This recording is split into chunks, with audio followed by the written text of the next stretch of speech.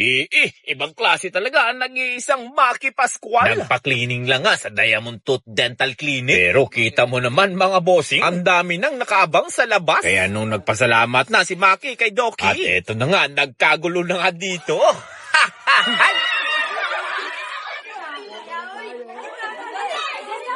Kaya nung pagkatapos dito ay niyaya ko si Maki na kumain. Nung pumunta kami ng Gmall. Naku po, nagsitakbuhan na nga kami. Dahil natatay na si Maki.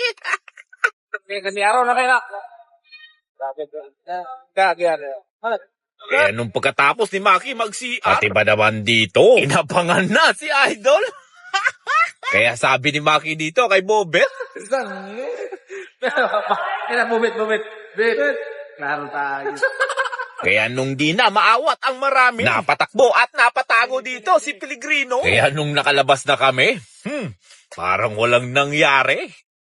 Parang walang nangyari.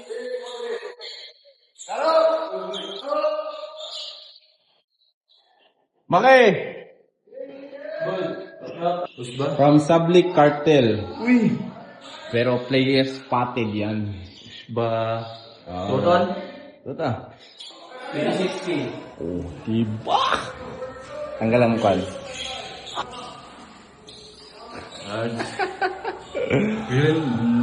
Two, Bobet, spotted, and Sablik Cartel. Okay, shout out Sablik Cartel.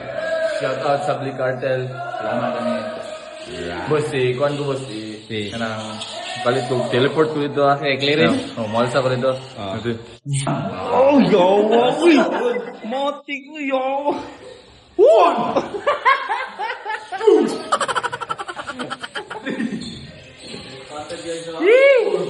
Ay!